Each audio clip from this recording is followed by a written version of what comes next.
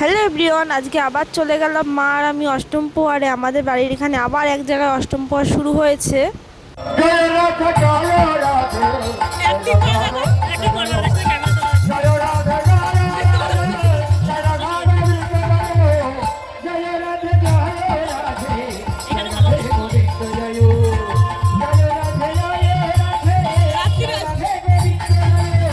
অষ্টম প্রহরে গান শুনে তারপরে চলে আসলাম খাবার খেতে।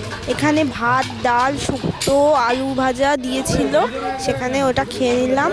দারুণ হয়েছিল শুক্তোটা। তারপরে খাওয়া দাওয়ার পর একটু আইসক্রিম খেলাম, কারণ প্রচণ্ড গরম আর গরম গরম জল ছাড়া খেয়েছি তো। তারপর এখানে একটু ঘাটে এসে বসেছি। কি দারুণ লাগছে এখানে সানসেটটা, দারুণ লাগছিল ঘাটে এসে বসে। আমাদের ঘাটটা খুব সুন্দর, এখানে বাড়ির পাশেই। দেখো পুরো দুটো সূর্য মানে জলের মধ্যে পড়েছে আবার উপরে পড়েছে। তারপর মা আর আমি একটু আইসক্রিমটা খেয়ে নিলাম, কারণ জল খাইনি, জল নিয়ে আসেনি।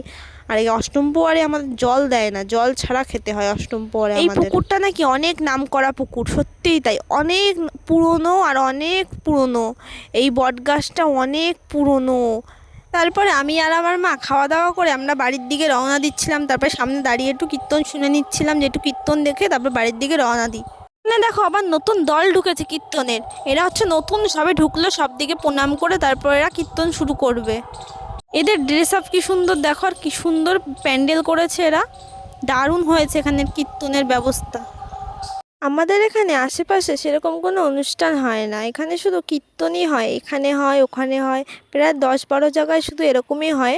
আর যেদিনকার হয় 3 দিন 4 দিন করে হয়।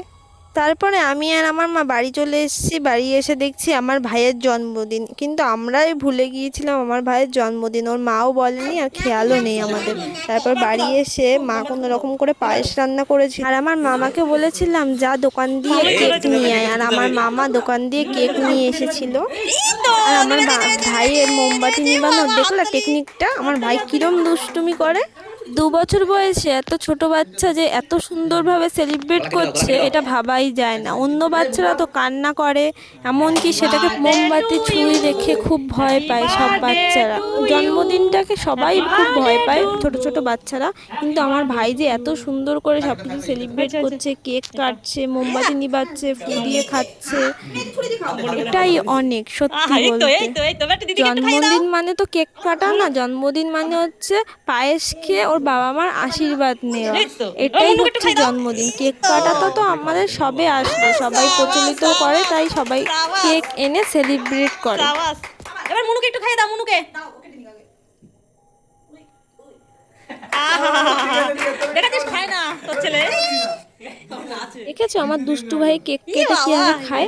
তোমরা সবাই আমার ভাইকে অনেক অনেক ভালোবাসা দিও আর আশীর্বাদ করো, যাতে ও আরো বড় হয় জীবনে। পরে কেক কাটা হয়ে আমার দাদু, দিদা, মেসো, মামারা সবাই আশীর্বাদ করে নিল। ওর মা বাবা সবাই আশীর্বাদ করে নিয়েছিল ওকে। ও তো চুপচাপ দাঁড়াচ্ছে না, ও নিজে আশীর্বাদ নিচ্ছে, আবার সবাইকে আশীর্বাদও করছে। পয়সা দিয়েছিল আমার দিদা। আমাদের বাড়িতে একটা কোনো অনুষ্ঠান হলে আমাদের বাইরের লোকের প্রয়োজন পড়ে না। আমাদের বাড়ির লোক সবাই মিলে মিলেমিশে থাকতেই খুব পছন্দ করে, এটা খুবই ভালো লাগে। আমাদের বাড়িতে তো বললাম না একটা ভিডিওতে তোমাদের, যে একটা খাবার আনলে 5টা ভাগ হয়, সেই খাবারটা যেটুকুই হোক না কেন সবাই মিলে ভাগ বাটোয়ারা করেই তারপরে খায়। মিলে থাকার জিনিসটা মজাই আলাদা, সেটা অন্য কেউ বুঝতে পারবে না যারা মিলে না থাকতে পারে। তারপরে আমার মা বললো, দিদি হয়েছিস তুইও যা আশীর্বাদ করতে। আমার তো খুব লজ্জা লাগছিল, আমি প্রথমবার আমার ভাইকে আশীর্বাদ করছি, কিন্তু খুব ভালোও লাগছিল যে কত বড় হয়ে গেল আমার ভাইটা, এই দেখলাম ছোট।